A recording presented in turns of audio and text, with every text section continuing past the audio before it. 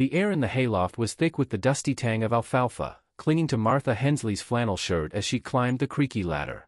At 58, her knees ached from years of milking Holsteins on her family's Wisconsin dairy farm, but she still moved with the stubborn grit of a woman who'd weathered the 1980s farm crisis.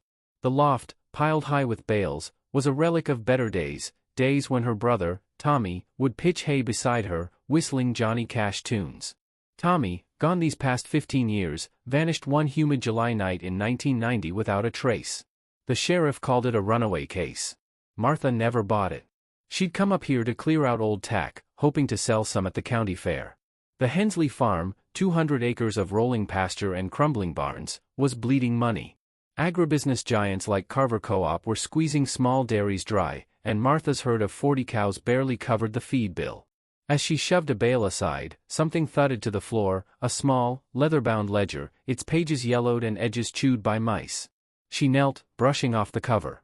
Inside, Tommy's scrawl filled the pages, dates, numbers, and cryptic notes like, Carver delivery, 3 a.m., silo 2, and, check nitrate levels, Eastfield. Martha's pulse quickened. Tommy wasn't one for bookkeeping, he'd left that to her. These entries, dated 1989 to 1990, hinted at something off, secret deliveries, soil tests on fields they didn't own. The last page held a single line, tell M about the runoff. Too dangerous. Her initials. Her brother. A message never delivered. She tucked the ledger under her shirt and descended the ladder, the barn's milking parlor below clanking faintly as her hired hand, Jed, prepped the evening shift. Outside, the August sun dipped low, painting the silos gold. The farm felt quieter than it should, the windmills creaked too sharp in the stillness. Tommy's disappearance had always gnawed at her, but this ledger was a spark in dry grass. She'd spent years fixing broken balers and nursing sick calves with her own hands. If Tommy had left her a trail, she'd follow it. By supper time, Martha sat at her kitchen table, the ledger open under a flickering bulb. The farmhouse, built by her granddad in 1920, smelled of linseed oil and decades of fried bacon. She sipped black coffee, her calloused fingers tracing Tommy's notes. Carver Co-op loomed large in the entries, shipments at odd hours, mentions of nitrate spikes. As a dairy woman, Martha knew nitrates. Too much in the soil could poison cattle, even taint groundwater. Had Tommy stumbled onto something Carver wanted buried? She remembered 1990, the year Carver's new processing plant opened 5 miles down County Road 12. It brought jobs but also rumors, shady land deals, farmers strong-armed into selling. Tommy, 25 then, had been vocal at co-op meetings, railing against Carver's push to control local milk prices. A week before he vanished, he'd come home rattled, his FFA jacket slung over his shoulder, muttering about bad water in the east pasture. She'd brushed it off as stress. Now, she wondered. A knock at the door jolted her. She slid the ledger under a stack of feed catalogs and opened it to find Dale Carver himself, CEO of Carver Co-op, filling the doorway. At 60, he was lean and sharp-eyed, his Stetson tilted just so. His family's co-op had grown from a grain elevator to a regional powerhouse, and Dale's charm masked a knack for getting his way. "Evenin', Martha," he drawled, leaning against the frame. "Heard you're sellin' off some equipment. Tough times, huh?" She crossed her arms. "Same as always, Dale. What's on your mind?" He stepped inside uninvited, his boots scuffing the linoleum. "Just checkin' on a neighbor. You've been pokin' around the loft, I hear. Find anything interesting?" Martha's stomach tightened. She hadn't told a soul about the ledger. "Just old tack," she said, meeting his gaze. "Why'd you care?" Dale chuckled, but his eyes didn't. "Folks talk, Martha. Small town. You know how it is." He paused, glancing at the table. "If you're thinkin' of sellin' the farm, I'd make you a fair offer.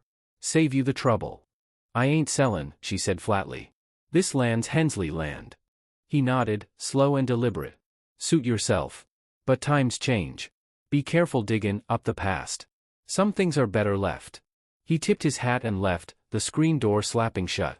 Martha locked the door, her hands trembling. Dale's visit wasn't neighborly. He knew something, or suspected she did. The ledger burned in her mind. She needed answers, but Carver's reach was long, and she'd just painted a target on her back. The next morning, Martha drove her '85 Ford pickup to the farm's east field, the ledger tucked in her glove box. The pasture, bordered by a sluggish creek, hadn't been grazed since Tommy's day. She grabbed a soil corer from the truck bed, a tool she'd used to test fields for decades, and sank it into the earth. The sample came up dark and damp, with a faint chemical whiff. Nitrates, maybe worse. Tommy's note about runoff echoed. Had Carver's plant been dumping something here? As she bagged the sample, a shadow fell across the grass. She turned to see Ray Tuttle, a grizzled farmhand who'd worked for Carver since the 80s. At 65, he was all sinew and squint, his John Deere cap stained with sweat. "Whatcha diggin' for, Martha?" Ray asked, spitting tobacco juice. His tone was casual, but his eyes flicked to her truck. "Soil test," she said, standing. "Creek's been off. You know anything about it?" Ray shrugged. "Ain't my land. But I'd leave it be. Ground's got a way of keepin' secrets." He lingered a moment, then trudged off toward his Chevy parked on the road. Martha's gut churned. Ray was loyal to Carver, and his sudden appearance here, miles from the co-op, wasn't chance. She drove to town, the soil sample hidden under her seat, and parked outside the library. Inside, she found Clara Weiss, a retired agronomist who'd taught soil science at the county extension. At 70, Clara was sharp as a tack, her glasses perched on a nose dusted with freckles. "Martha, you look like you've seen a ghost," Clara said, shelving a book on crop rotation. "Need your help," Martha whispered, sliding the soil sample and ledger across the counter. "Tommy left this. Mentions nitrates, runoff. I think it's tied to Carver." Clara's brow furrowed as she scanned the ledger. "This is serious. Nitrates in runoff could mean illegal dumping, fertilizers, pesticides, worse. I'll test the soil, but you're waddin' into deep water." Martha nodded. "I know. But Tommy's out there somewhere, or he ain't. I need the truth." That night, Martha sat in her barn, oiling a rusted milk can, her mind on Tommy. She remembered a harvest supper in '89, the two of them laughing over cornbread, his FFA jacket slung over a chair. He'd been so alive, so sure the farm would outlast them all. The memory stung, and she wiped her eyes with her sleeve. A crash outside snapped her alert. She grabbed a flashlight and stepped into the yard, the beam cutting through the dark. The windmill's blade spun lazily, but the gate to the milking parlor hung open. Inside, one of the milking machines lay smashed, its hoses slashed. On the wall, scrawled in grease, was a single word: stop. Martha's breath caught. This wasn't a prank. Someone, Dale, Ray, or worse, wanted her scared. But she'd spent her life fixing what was broken, from tractors to family. She wasn't stopping now. The Kansas wind howled across the wheat fields, kicking up dust that stung Amos Carter's weathered cheeks. At 62, he'd spent 4 decades coaxing crops from this 300-acre ranch outside Liberal, his hands as gnarled as the cottonwood by the barn. The Carter place, with its sagging farmhouse and towering grain elevator, was a stubborn holdout against the sprawl of corporate farms. But it wasn't drought or debt that kept Amos awake tonight, it was the rusted wrench he'd found that morning, buried in the fallow north field, etched with his sister Ellie's initials. Ellie, 5 years his junior, had vanished in 1995, a month after their dad's funeral. She'd been 32, fiery and whip-smart, running the ranch's books and tinkering with their old John Deere. The sheriff pegged her for a drifter, claiming she'd fled grief and bills. Amos knew better. Ellie loved this land, she'd never leave her tools behind. That wrench, caked in red clay, felt like a plea from the past. He'd tucked it into his overalls and spent the day pacing the field, haunted by memories of her laugh at county fairs, her blue FFA scarf flapping in the wind. Now, under the kitchen's bare bulb, Amos studied the wrench, its handle pitted but initials clear, EC. The north field hadn't been planted since '95, when Prairie AG, the local co-op, leased it for experimental crops. Ellie had griped about their secrecy, locked gates, nighttime trucks. A week before she disappeared, she'd argued with Prairie's boss, Vernon Holt, at a 4-H meeting, accusing him of poisoning the soil. Amos had dismissed it as her temper. Now, he wondered if she dug too deep. The phone rang, jarring him. He picked up, hearing the gravelly voice of Sally Monroe, a retired seed dealer who'd known his family since the '80s. At 68, Sally's gossip was sharper than her hearing. "Amos, you stirrin' up trouble?" she asked. "Heard you was pokin' around the north field."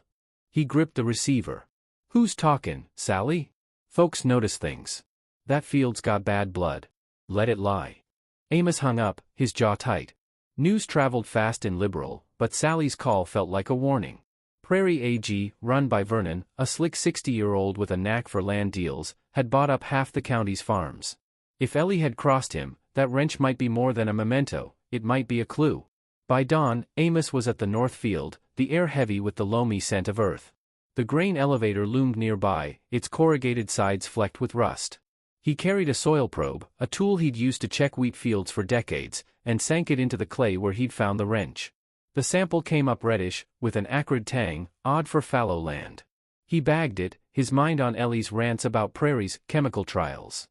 Had they been testing something illegal here? As he straightened, a pickup roared up the dirt road. Vernon Holt stepped out, his boots polished despite the dust. His smile was all teeth, but his eyes were cold. "Mornin', Amos," Vernon called, leaning on his truck. "Whatcha diggin' for?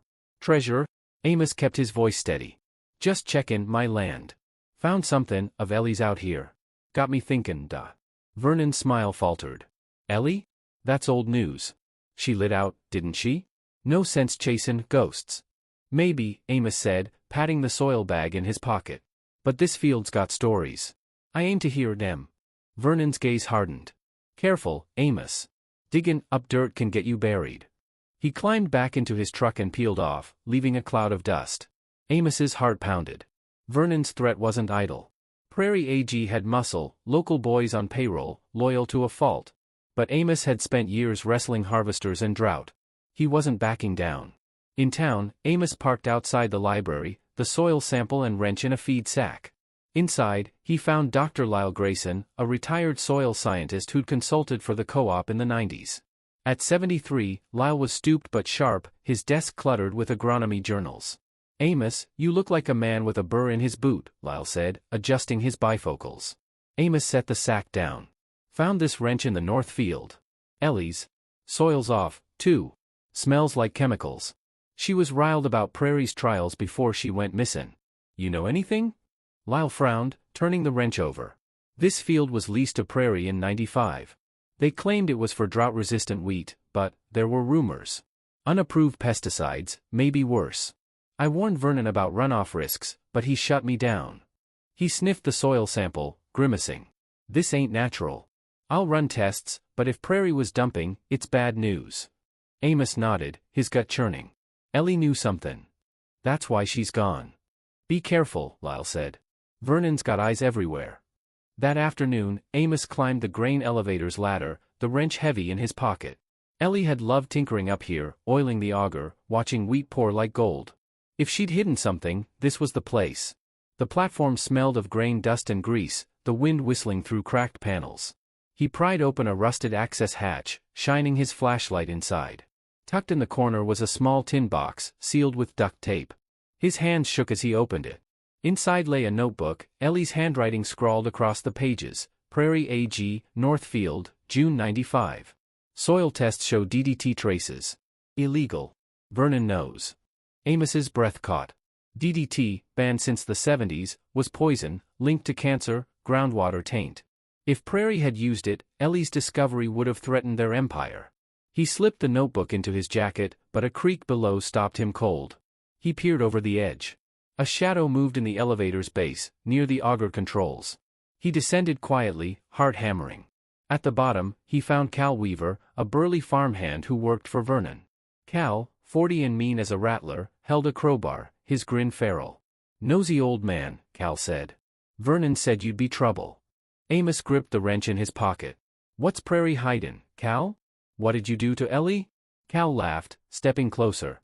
"She poked her nose where it didn't belong. Like you." He swung the crowbar, but Amos ducked, years of hauling bales keeping him spry. He cracked the wrench across Cal's knee, sending him howling to the ground. "Tell Vernon I ain't scared," Amos growled, backing toward his truck. He drove off, the notebook burning against his chest. That night, Amos sat in his farmhouse, the notebook open. A memory hit him, Ellie at the '94 county fair, her FFA scarf bright, tossing rings at bottles, her laugh carrying over the midway. She'd promised to save the ranch, no matter what. The memory fueled him. He'd keep digging, but Cal's attack meant Vernon was closing in. The elevator's auger hummed in his mind, a loose gear in the puzzle. Tomorrow, he'd check it again. Ellie's tin box hinted at more secrets. But as he locked the doors, a new sound chilled him, the grind of tires on gravel, slowing by his gate. The scent of damp straw and diesel hung heavy in the air as Clara Boone trudged through the soybean fields of her family's Nebraska farm. At 55, Clara's hands bore the scars of decades spent wrestling irrigation pipes and baling hay, her wiry frame still strong from years of running the 400-acre spread alone. The Boone farm, nestled in the Platte River Valley, was a patchwork of fields and weathered outbuildings, its pivot sprinklers creaking under a gray August sky. Clara had come to check the pump house after last night's storm, but what she found stopped her cold, a rusted padlock, snapped clean off, lying in the mud. Tucked inside its shackle was a folded note, its paper brittle but legible, in her husband Ben's slanted scrawl, "Check pump logs, 2000. Coop's hiding something." Ben had vanished in 2002, a year after the local farmers' union co-op pushed small growers to sell. At 40, he'd been Clara's rock, a mechanic who could fix anything from a combine to a county fair dunk tank. The sheriff claimed Ben skipped town, crushed by debt. Clara never believed it, he'd never leave his tools or their daughter's 4-H ribbons behind. That note, dated the year he disappeared, was a ghost calling her back. She pocketed it, her heart thumping like a misfiring tractor. The pump house, a squat shed by the river, powered the farm's irrigation. Clara's boots sank into the muck as she stepped inside, the air cool and metallic. The logbook on the workbench was gone, but Ben's note burned in her mind. He'd been obsessive about tracking water usage, muttering about off readings from the co-op's shared canal. Had he found something worth hiding? By noon, Clara sat at her kitchen table, the note smoothed out beside a cup of Folgers. The farmhouse smelled of linseed oil and old leather, its walls lined with photos from the 90s, Ben grinning at a Farm Aid rally, his John Deere cap tilted. The note's mention of pump logs and the co-op pointed to trouble. The Farmers' Union, led by Roy Gentry, a 62-year-old with a politician's smile and a grip on local water rights, had grown fat on federal subsidies. In 2002, they'd leased Clara's Southfield 4 research plots, paying well but locking the gates. Ben had argued with Roy at a town hall, accusing the co-op of siphoning water illegally. A week later, he was gone. A diesel engine rumbled outside. Clara peered through the curtains to see Roy's F-250 idling by her mailbox. He stepped out, his boots gleaming, a manila envelope in hand. She met him at the door, her jaw set. "Clara," Roy said, his voice smooth as sorghum syrup. "Thought I'd drop by with an offer. Co-op's lookin' to buy your south field. Good money." She crossed her arms. "Not sellin'." "Why you really here, Roy?" He chuckled, but his eyes were sharp. "Heard you was out by the pump house. Find anything curious?" Clara's pulse spiked. She hadn't told anyone about the note. "Just cleanin' up storm damage," she lied. "You keepin' tabs on me now?" "Just neighborly concern," Roy said, handing her the envelope. "Think on the offer. Past can stay buried, Clara." He tipped his hat and left. She tore open the envelope. It held a contract, but clipped to it was a photo of her and Ben at a '99 barn dance, his arm around her.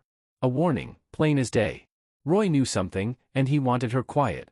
Clara drove to the south field, the note in her pocket. The co-op's old research plots were overgrown now, but the irrigation canal ran alongside, its water murky. She knelt, dipping a vial into the flow. The water smelled faintly of chemicals, not the usual silt tang. Ben had taught her to spot irrigation issues, this wasn't right. She capped the vial, her mind on his logs. If the co-op had been tampering with water, Ben might have caught them red-handed. A rustle in the soybeans made her spin. Out stepped Mitch Darrow, a lanky co-op worker who'd been around in 2002. At 50, his face was creased like old leather, his eyes darting. "Whatcha doin', Clara?" Mitch asked, his tone too casual. "That canal's co-op property." "Testin' my water," she said, standing. Ben thought something was off with it. "You know anything about that?" Mitch spat into the dirt. Ben was paranoid. Always pokin' around. Look where it got him. He stepped closer, his hand on a pocketknife. "Drop it, Clara. Ain't worth it." She held her ground, clutching the vial. "I'll decide what's worth it." Mitch glared, then stalked off toward his truck. Clara's hand shook as she drove to town. At the county extension office, she found Ellen Tate, a retired hydrologist who'd worked with Ben. Ellen, 67, was sorting seed samples, her hair tied back with a bandana. "Clara, you look spooked," Ellen said, setting down a tray of corn kernels. Clara slid the vial and note across the desk. "Found this by the pump house. Ben's writin' somethin' about the co-op and water logs. Can you test this? Ellen studied the note, then sniffed the vial. This smells like herbicide, maybe atrazine. Illegal in high doses. Ben was logging water flow, wasn't he? If the co-op was dumping, he'd have proof. She paused. I'll run tests, but Roy's got pull. Watch your back. That evening, Clara sat in the pump house, a flashlight beam on Ben's old toolbox. She hadn't opened it since he vanished, but the note felt like a nudge. Inside, under a pile of wrenches, was a folded map of the canal system, marked with red X's and numbers, flow rates, dates from 2002. One X circled the co-op's main pump station, with atrazine scrawled beside it. Clara's breath hitched. Atrazine in the water could ruin crops, poison livestock. If Ben had evidence, it explained Roy's nerves. A memory flooded back, Ben at a '01 county fair, fixing a kid's 4-H tractor model, his hands steady, his laugh warm. He'd promised Clara they'd grow old on this farm. The memory hardened her resolve. As she locked the pump house, a sharp crack split the air. She ducked, heart racing, and saw her truck's rear tire flat, a fresh bullet hole in the rim. Footprints led into the soybeans, vanishing in the dark. Clara gripped the map, her blood hot. Roy wasn't playing games. She'd need more than a water sample to take him down, but Ben's map was a start, and the co-op's pump station was her next stop. The Iowa cornfields stretched endless under a bruised August sky, their golden tassels swaying in the heat. At 60, Harlan Tate trudged through the rows of his family's 250-acre farm, his boots crunching on dry earth. The Tate place, with its sagging red barn and clanking grain dryer, was a stubborn holdout against the grip of agribusiness. Harlan, a retired co-op mechanic, had kept the farm afloat through grit and grease-stained hands. But today, his heart was heavy with the weight of a discovery, a battered pocketknife, its blade etched with J.T., his mentor, Jed Tate, no relation but closer than kin, who'd vanished in 1998. Jed, a wiry 50-year-old then, had taught Harlan everything about fixing combines and balers, his hands steady as they worked under the hood of a John Deere. He disappeared after a county fair, leaving behind his tools and a half-finished 4-H project for local kids. The sheriff called it a drifter's exit, but Harlan knew Jed loved this land too much to walk away. The knife, found tangled in cornstalks near the farm's old harvester shed, felt like a message.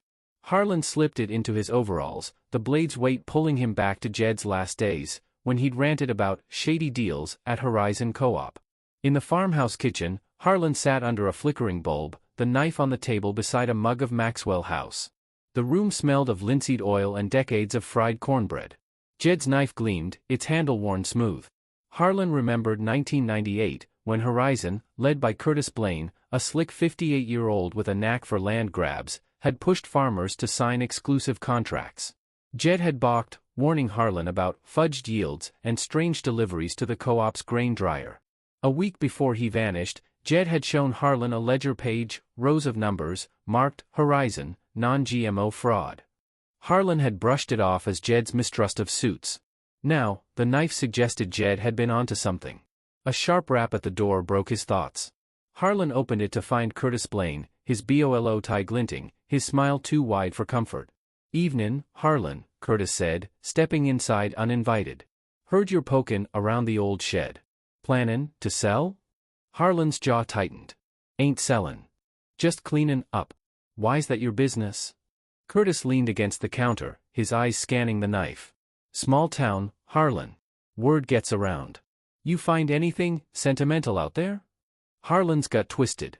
He hadn't told a soul about the knife. "Just junk," he said, holding Curtis's gaze. "You got a reason to be so curious?" Curtis chuckled, but it was hollow. "Just lookin' out. Past's past, Harlan. No need to stir it up." He left, the screen door creaking shut. Harlan locked the door, his pulse racing. Curtis knew something, or feared Harlan did. The knife was a clue, and the harvester shed was the place to start. By dawn, Harlan was at the shed, the air thick with the dusty scent of corn husks. The harvester, a rusted beast from the 80s, sat silent, its blades dull but sharp enough for secrets. Harlan's years as a mechanic gave him an edge, he knew every bolt of this machine. He climbed into the cab, checking the grain hopper. Tucked behind a loose panel was a small metal tag, engraved with JT98 and a series of numbers, 42-17-98. Coordinates? A code? Harlan pocketed it, his mind on Jed's warnings about Horizon's grain. As he stepped out, a shadow loomed. It was Nate Polk, a burly co-op driver who'd worked for Curtis since the 90s. At 45, Nate's scowl was as permanent as his grease-stained cap. "What you doin', Tate?" Nate growled, his hand on a wrench. "This shed's off limits." Harlan stood tall. "My land, my shed. Jed left something here. You know about it?" Nate's eyes narrowed. Jed was trouble. Always snoopin'. "You're headin' the same way." He stepped closer, but Harlan held up the knife, its blade catching the light. "Back off, Nate. I'm finned in answers." Nate hesitated, then spat and stalked off toward his truck. Harlan drove to town, the tag and knife in his glove box. At the library, he found Ruth Carver, a retired botanist who'd studied crop genetics in the 90s. At 70, Ruth's memory was a steel trap, her desk piled with seed catalogs. "Harlan, you look like you're chasing ghosts," Ruth said, peering over her glasses. He slid the tag and knife across. "Found these in the harvester shed. Jed's marks." He was on to Horizon, something about non-GMO crops. "Can you make sense of this?" Ruth studied the tag's numbers. "This looks like a batch code, maybe for grain Horizon claimed was non-GMO. In 98, they got big contracts for pure corn, but Jed suspected they were mixing GMO seed to boost yields. Fraud like that could have cost millions if exposed." She frowned. "I'll dig into old co-op records, but Curtis won't like this." That afternoon, Harlan sat in the barn, cleaning a combine blade, his mind on Jed. A memory hit, Jed at a 97 barn dance, twirling a 4-H kid to a fiddle tune, his grin wide under his cap. He'd vowed to keep the farm free of corporate claws. The memory steeled Harlan. He headed back to the shed, the tag's numbers nagging him. Inside, he checked the harvester's logbook, buried under manuals. A page from 98 listed grain deliveries to Horizon, with 42-17-98 scribbled in Jed's hand. A match. The log noted unmarked sacks delivered at midnight, odd for a co-op preaching transparency. A low hum startled him. The grain dryer outside roared to life, though no one was scheduled to run it. Harlan grabbed a flashlight and crept out. The dryer's hatch was open, and inside, he spotted a torn sack, its corn spilling out, smelling faintly of chemicals. He bagged a sample, but a crack of metal made him spin. The shed door slammed shut, the lock clicking. Someone had trapped him. Harlan pounded the door, his shouts lost in the dryer's roar. Through a crack, he saw a figure, Nate, slipping into the cornrows. Panic rose, but Harlan's mechanic instincts kicked in. He pried open a vent panel with the knife, crawling out into the dusk. His truck was untouched, but the message was clear: Curtis wanted him silenced. The grain sample and logbook were his leverage, but the dryer held more secrets. He'd be back, and Curtis would have to do more than lock a door to stop him. The Montana sky hung low over the barley fields, a canvas of gray that mirrored Vernon Reed's mood. At 57, he moved with the deliberate gait of a man who'd spent decades herding cattle and mending fences on his family's 500-acre ranch.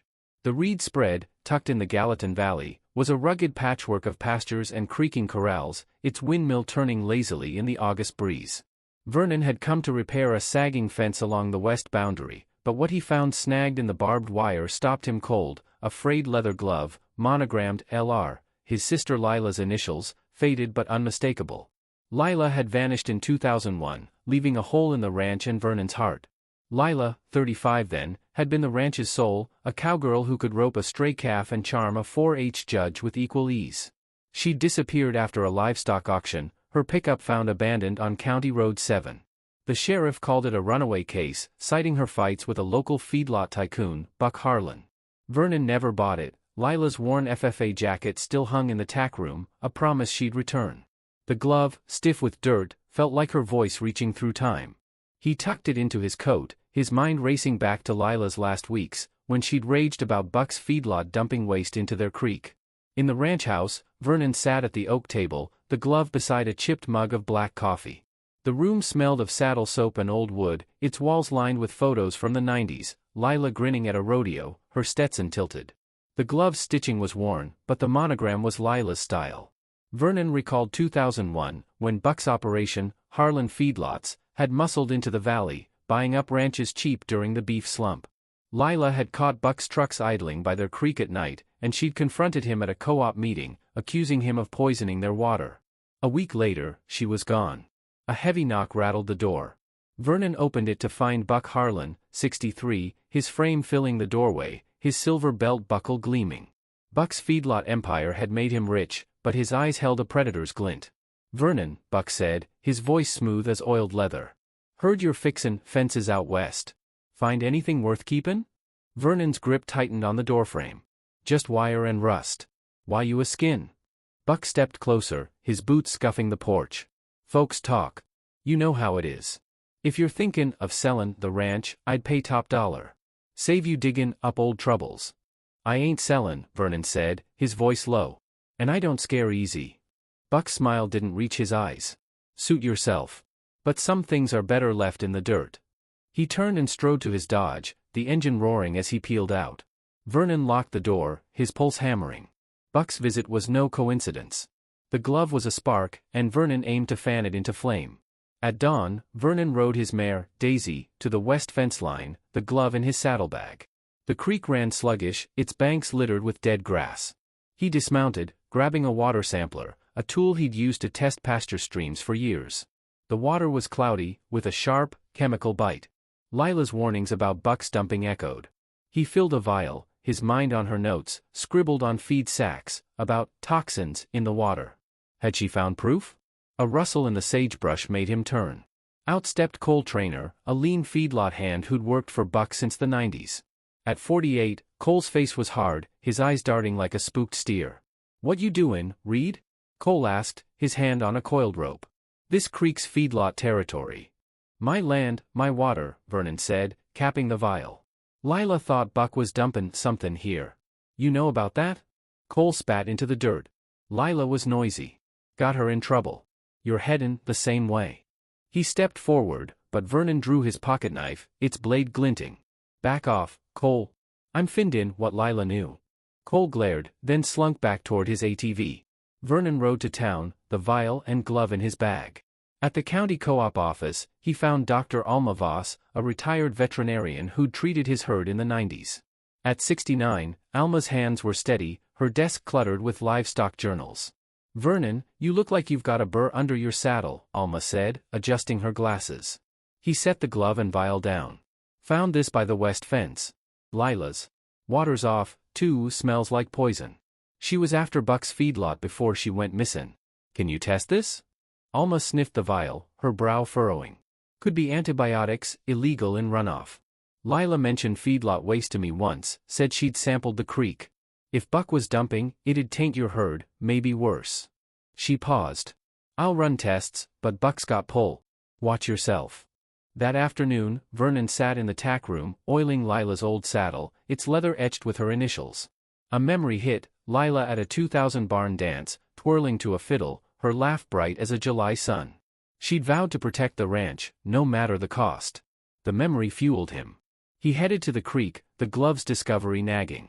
Near the fence, he spotted a buried metal box, rusted but intact, half hidden under a rock. Inside was a folded paper, Lila's handwriting, Harlan Feedlot, June 01. Creek tests, tetracycline, high levels. Illegal. Buck's orders. Vernon's breath caught. Tetracycline in the water could sicken cattle, ruin the ranch. If Lila had proof, Buck had motive to silence her. A low growl snapped him alert. An ATV roared up, Cole at the helm, a shotgun across his lap. "Told you to quit snoopin'," Cole shouted, raising the gun. Vernon dove behind a cottonwood, the shot splintering bark. He scrambled to Daisy, mounting fast as Cole reloaded. Vernon spurred her into the pasture, the ATV's roar fading. His heart pounded, the paper clutched tight. Buck wasn't just hiding waste, he was protecting a secret worth killing for. That night, Vernon barred the ranch house door, the paper hidden in his boot. The creek's hum filled his mind, a loose thread in Lila's puzzle. Tomorrow, he'd check Buck's feedlot pipes, Lila's note hinted at more evidence. But as he doused the lamp, a new sound froze him, the creak of boots on the porch, slow and deliberate. The Montana night was heavy with the scent of barley and damp earth as Vernon Reed crouched in the shadow of his ranch's grain silo. At 57, his joints ached from years of wrangling cattle, but his grip on the rusted crowbar was steady. The silo, a towering relic of the Reed family's century-old spread, loomed over the Gallatin Valley, its corrugated sides glinting under a sliver of moon. Vernon's discovery of Lila's glove 5 days ago had sparked a relentless hunt, fueled by her cryptic note about Buck Harlan's feedlot dumping tetracycline into their creek. Tonight, he was chasing a final clue, a hidden stash Lila had mentioned in a second note, found yesterday in her old tack box, reading, silo base, under the auger. Proof. Lila, his sister, had vanished in 2001, her absence a wound that never closed. The glove, the creek's poison, and now this note pointed to Buck, the 63-year-old feedlot tycoon whose empire crushed small ranches like Vernon's. Buck's threats, Cole's shotgun, the boots on Vernon's porch, had only hardened his resolve. Lila's fight was his now, and the silo held the key. Vernon pried open the silo's access hatch, the screech of metal sharp in the quiet. Inside, the air was thick with grain dust, the auger's blade still above a concrete floor. He dug beneath, his flashlight catching a glint, a locked metal box, etched with LR. His heart raced as he cracked it open with the crowbar. Inside were water test vials, labeled Harlan Feedlot, July 01, and a ledger in Lila's hand, dates, chemical levels, and notes like tetracycline runoff, creek source, feedlot pipe number 3. Reported to EPA, no response. A folded letter, addressed to Vernon, read, "If I'm gone, Buck's behind it. He's smuggling antibiotics through the feedlot, hiding it in grain shipments. Silos where they store it." Vernon's blood ran cold. Buck wasn't just dumping waste, he was running an illegal antibiotic smuggling ring, using grain silos to move tainted feed across state lines. Lila's proof threatened millions in profits. No wonder she disappeared. A memory hit, Lila at a 99 county fair, tossing hay bales in a 4-H contest, her grin fierce under her FFA cap. She'd hugged Vernon, promising, "This ranch is ours, forever." The memory steeled him. He pocketed the ledger and vials, but a diesel engine's growl froze him. Headlights swept the yard, Buck's Dodge, followed by Cole's ATV. Vernon slipped behind the auger, heart pounding. Buck and Cole entered, their boots echoing. Buck's voice was low, venomous. "Told you to watch him, Cole? Reed's got Lila's stink, nosy and stupid." "He's got nothin'," Cole muttered. "Shot at him yesterday. He'll quit." "He better," Buck said. "That silo's got enough tainted grain to sink us if the feds sniff around. Clean it out tonight." Vernon's grip tightened on the crowbar. The silo was Buck's stash, and Lila had died for finding it. He weighed his options, run or fight. Running meant losing the ranch, Lila's legacy. Fighting meant risking it all. He stepped out, crowbar raised, flashlight blinding them. "It's over, Buck," Vernon said, his voice steady. "Lila's proof's in my hands. Tetracycline, smuggling, murder. You're done." Buck's face twisted, but he laughed. "Old man, you're dumber than your sister. Cole, finish him." Cole lunged, shotgun swinging, but Vernon was faster, hardened by years of wrestling steers. He cracked the crowbar across Cole's wrist, sending the gun clattering. Cole howled, clutching his arm. Buck drew a pistol, but Vernon dove, tackling him into the auger. The ledger and vials spilled, skittering across the floor. Buck scrambled for the gun, but Vernon pinned him, his knee on Buck's chest. "Why'd you kill her?" Vernon roared, shaking with rage. "She wouldn't shut up," Buck spat. "Found the grain, threatened to talk. Had to dump her in the creek, like the trash she was." The confession hit like a brand. Vernon's fist slammed into Buck's jaw, blood spraying. Cole staggered up, grabbing a wrench, but Vernon rolled, snatching the shotgun. He fired a warning shot into the ceiling, dust raining down. "Stay down, Cole, or the next one's yours." Headlights flashed outside, Dr. Alma Voss's truck, followed by a sheriff's cruiser. Vernon had called Alma before heading to the silo, trusting her vet expertise to verify the vials. She'd brought backup. Deputies cuffed Buck and Cole, reading their rights as Alma rushed to Vernon, her face pale. "You all right?" she asked, eyeing the ledger. Vernon nodded, handing her the vials. "Lila's proof. Buck killed her to hide his smuggling." Alma's eyes softened. "She'd be proud, Vernon." The next week, the ranch was quiet, the silo empty of tainted grain. Federal agents had raided Harlan feedlots, seizing records and shutting it down. Buck and Cole faced charges, smuggling, environmental crimes, and Lila's murder, confirmed when divers found her remains in the creek, weighted with feedlot scrap. The red herring of Cole's alibi, he'd claimed to be at a bar that night, crumbled under witness testimony. Another suspect, a drifter seen near the auction, proved unrelated, a second false trail laid by Buck's lies. The twist stung hardest. Lila hadn't just found waste, she'd uncovered a smuggling ring, her EPA report buried by a corrupt official Buck had paid off. Her death wasn't random, it was a calculated hit to protect a fortune. Vernon stood by the creek, Lila's FFA jacket in his hands, its patches faded but whole. He'd buried her properly, a small service with 4-H kids singing Amazing Grace. The ranch was safe, its water clean, thanks to Alma's tests and Lila's courage. Vernon hung the jacket in the tack room, beside her saddle, a shrine to her fight. As he mended the west fence, the wind carried the distant clang of a livestock auction, a sound Lila loved. Vernon smiled, his hands steady on the wire. The ranch would endure, a testament to family, justice, and the stubborn heart of a cowgirl who never gave up.